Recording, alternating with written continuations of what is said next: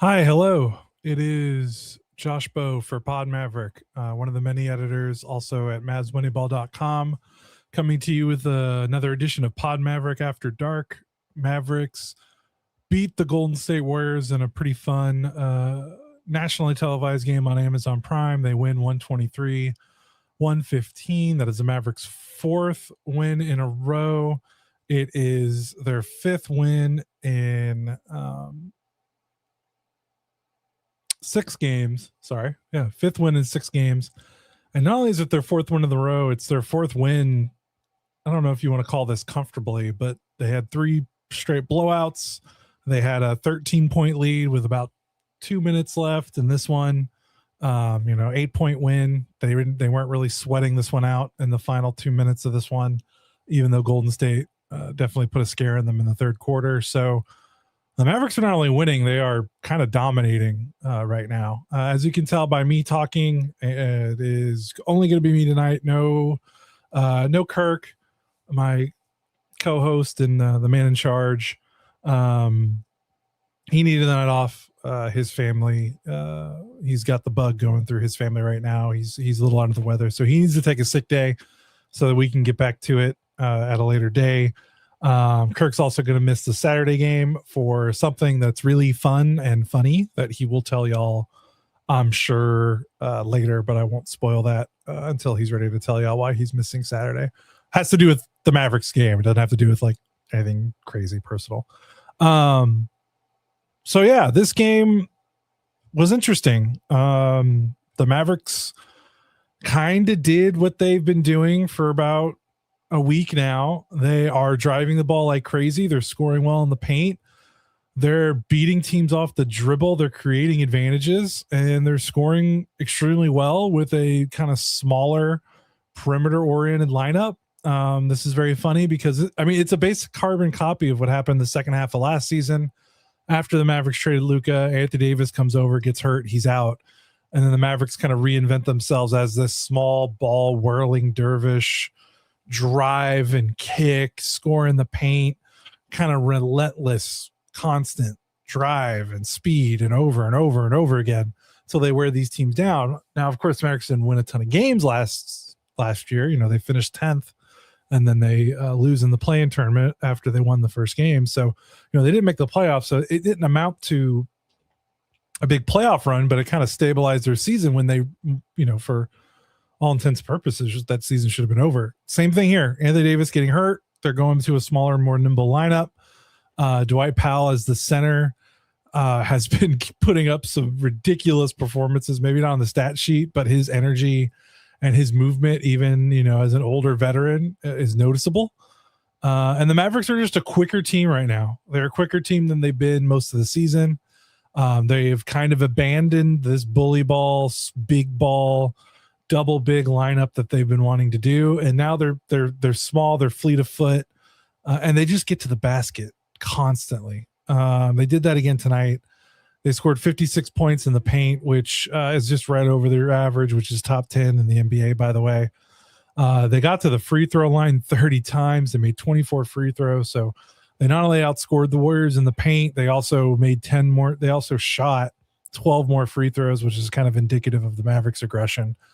And really, outside of a Steph absolute supernova moment in the third quarter, the Mavericks dominated this game.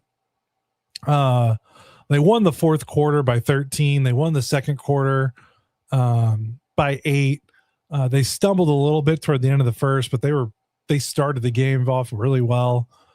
Funny enough, they dominated the Steph minutes for the most part and lost the non-Steph minutes. Steph Curry, who again was on a heater tonight, had 38 points, made 8 threes, was 8 of 15 from 3.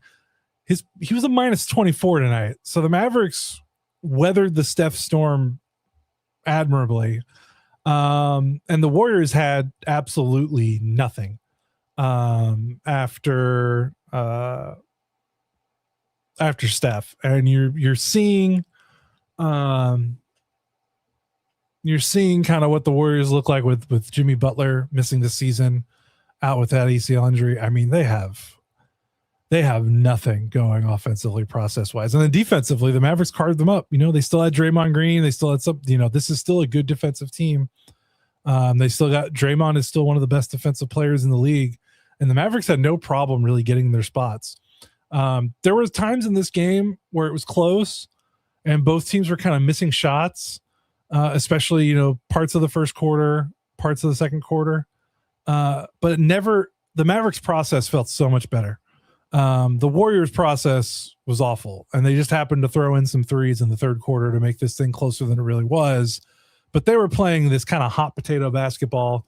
No one was creating an advantage outside of Steph.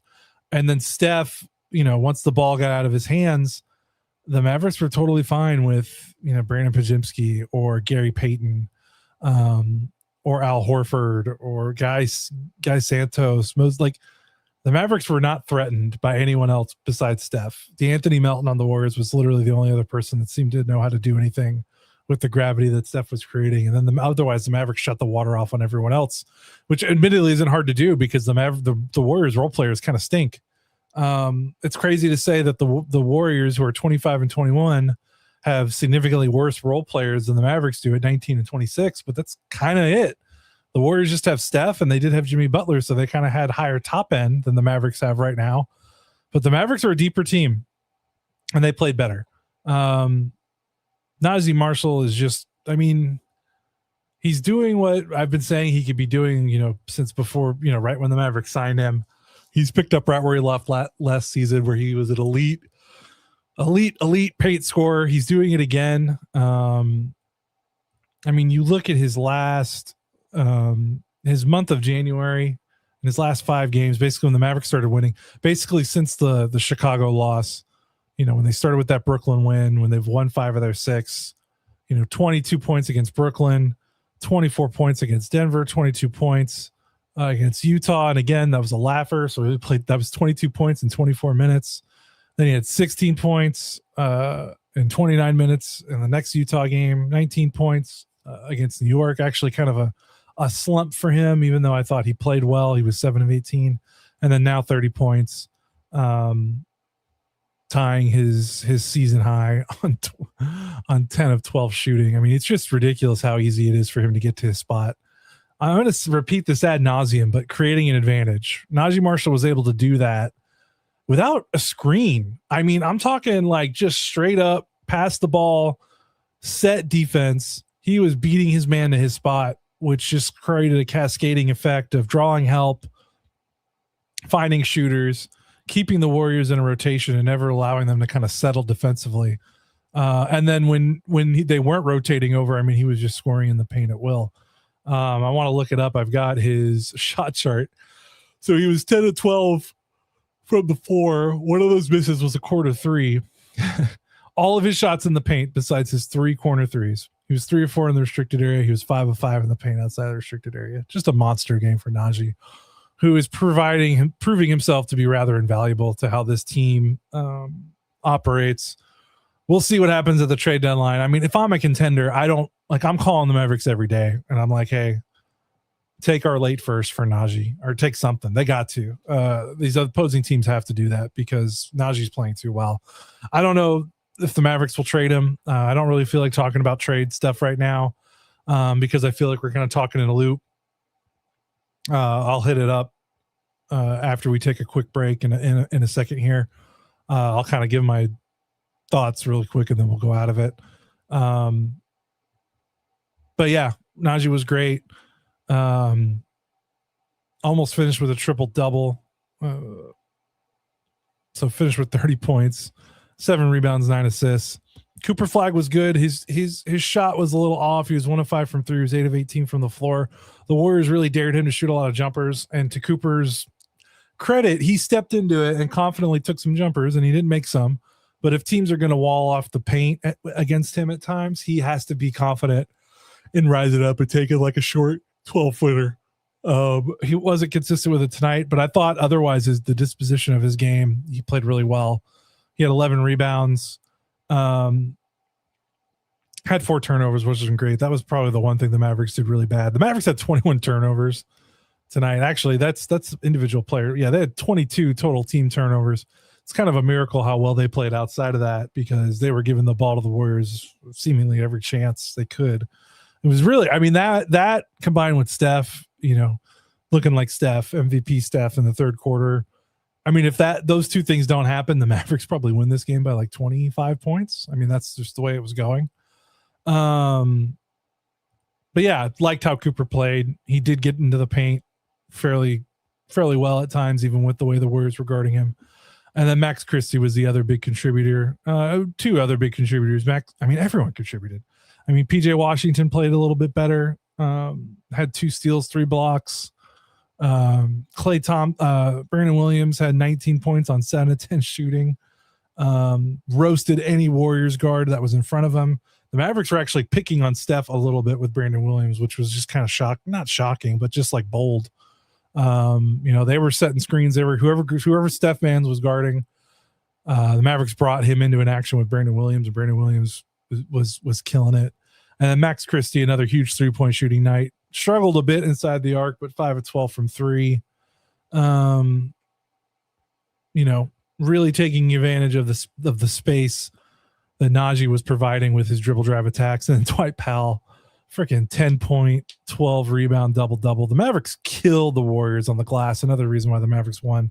The Mavericks out rebounded the Warriors 54-35. And to be fair, the Warriors threw up a lot of bricks, so there were more opportunities for the Mavericks to grab rebounds. The Warriors were 15 of 46 from 3. So almost half of their shot attempts tonight were from 3, and they only made 33% of them. The Mavericks grabbed 11 offensive rebounds. Powell had 3, Cooper had 2, Max Christie had 1, PJ had 3, and Moussa Cisse had 1 in his 6 minutes. So the Mavericks really dominated a small Warriors team. I mean, they play Draymond at the 5, and then Al Horford plays, but Al Horford just does not look like the Al Horford that we would see in Boston. And then the Warriors, they play so many small guards. They played Curry, Pajimski, and DeAnthony Melton 3-guard lineups for a lot of the night. And the Mavericks were playing, Max Christie, Cooper Flagg, and Najee Marshall as their, 3 of their perimeter guys. And those guys rebounded really well. So yeah, it was a spectacular effort. Again, wasn't a wire-to-wire win. The Mavericks were trailing after the first quarter. They were trailing going into the fourth quarter, but it felt like the Mavericks had their hand on the steering wheel the entire time, because again, outside of Steph making some ridiculous shots from deep, the Warriors had nothing. I mean, it is shocking to me how hard it is for them to create an advantage with a live dribble compared to what the Mavericks did. It was night and day. The Mavericks, it felt easy. Like I said, the Mavericks were getting to where they wanted to, whether with the pick and roll game or whether with just straight up isolation game.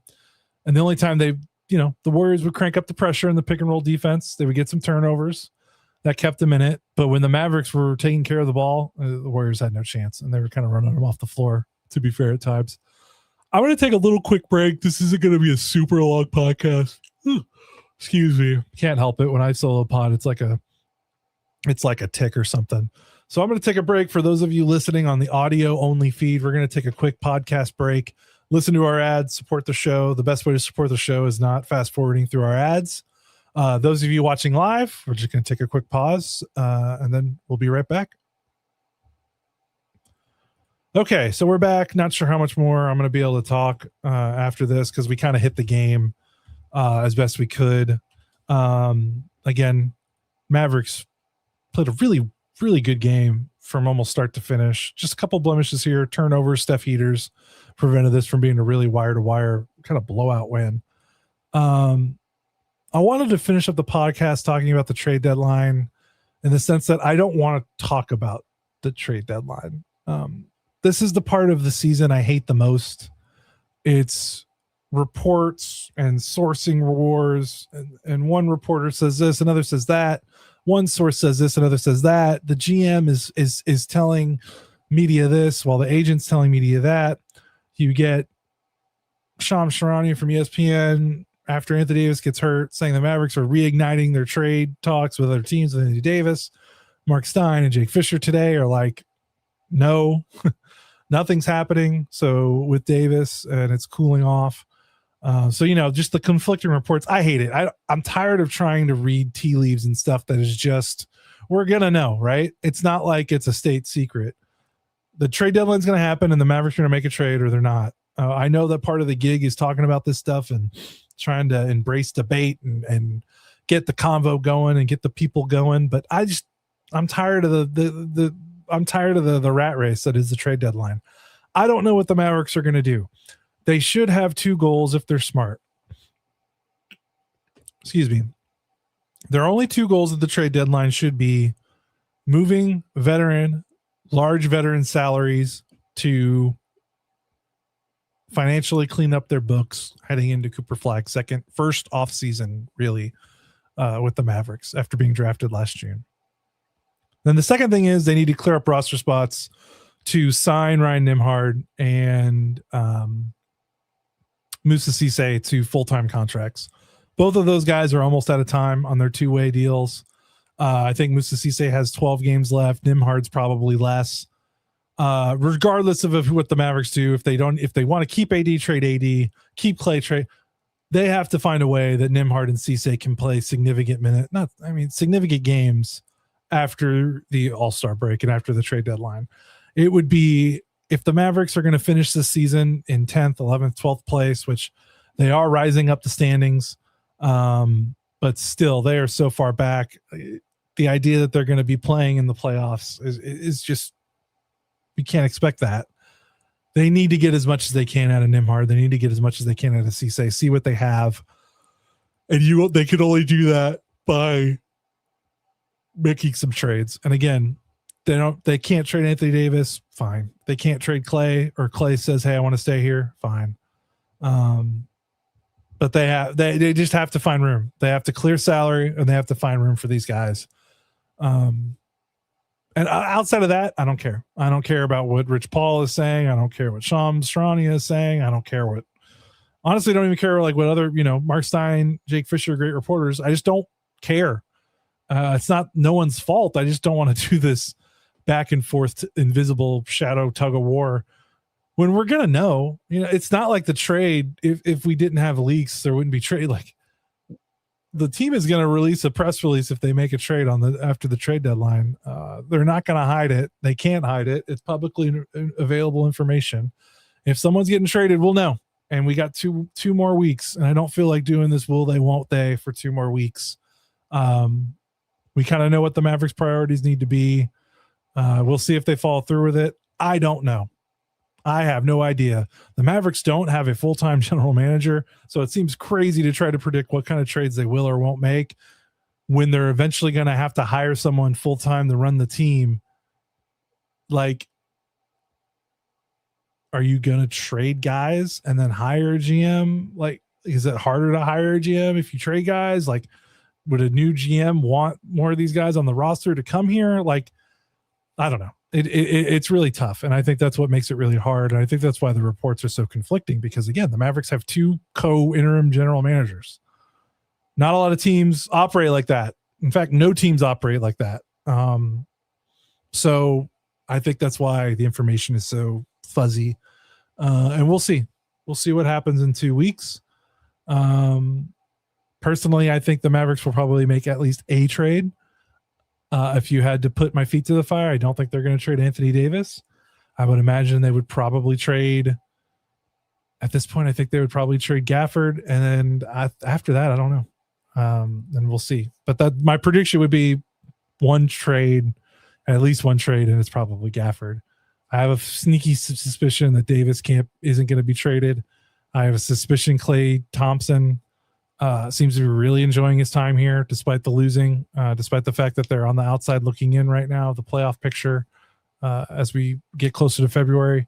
Feels like he wants to be here. That's just me being unsourced, just me watching through my television and seeing how Clay interacts with these guys.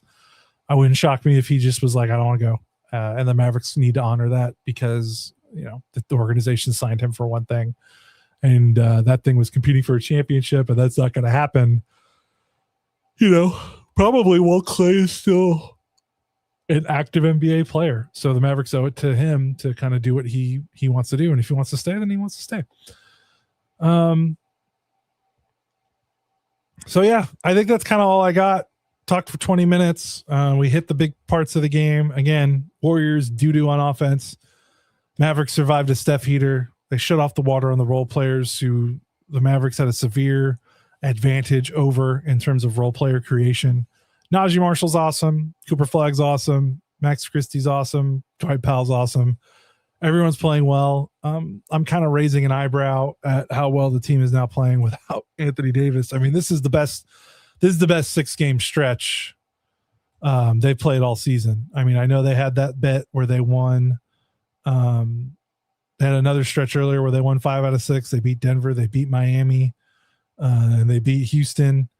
To me, these wins were a little more impressive. I mean, blow the doors off of some of these teams. I don't know. I think this is the best 6 games of basketball they've played all season.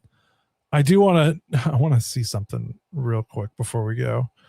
I want to see what the Cooper Flagg AD possessions look like, because I think before AD got hurt, the Mavericks were positive.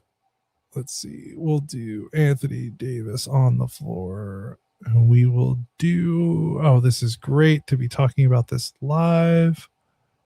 So with Anthony Davis and Cooper Flagg on the floor, because this is, if you're keeping Anthony Davis, how does he fit around Flagg?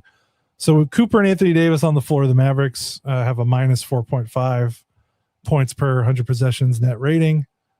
That's not very good. Let's put Cooper on the floor. Let's take Anthony Davis off. See if that's any better. I haven't looked at this in a little bit.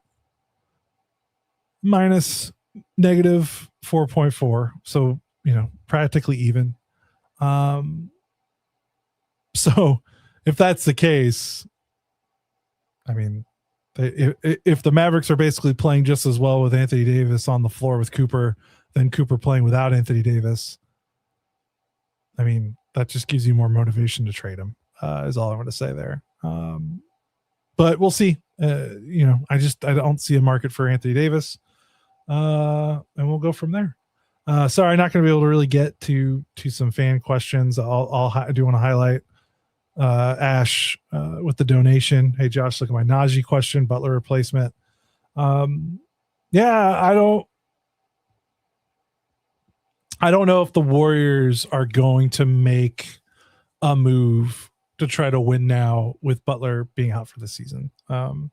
It feels like they're just going to save their stockpile for the summer and try to make an even bigger trade and just let this season go as it is. I don't think they want to spend resources on what might be like a lost season. Sorry about the close up. It's just I'm sitting a little closer to the camera, and also when I'm the only one recording, I'm bigger on your screen, and usually it's split screen with me and Kirk, so I probably look really close because I'm the only view here.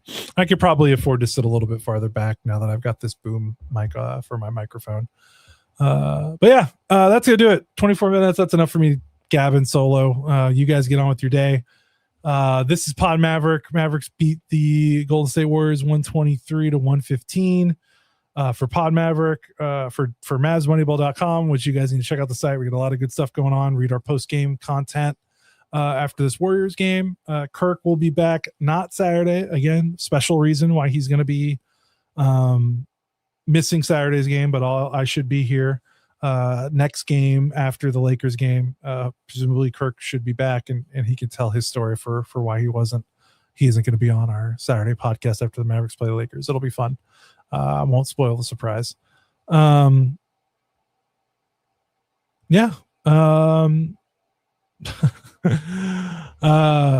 what was it? I was gonna say something. For our Dallas-based DFW fans, I know that there's a lot of you that are listening to the DFW area. Please stay safe with the winter weather hitting.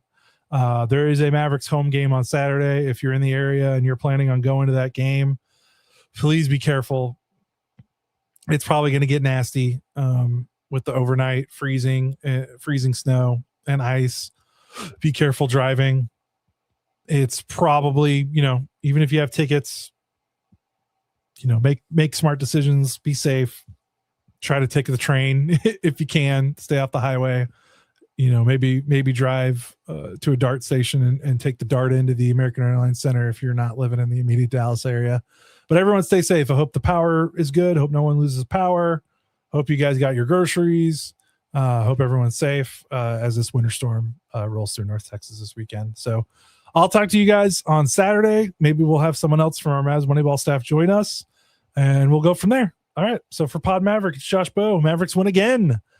Maybe they'll never lose. Talk to you guys after the Lakers game. Bye.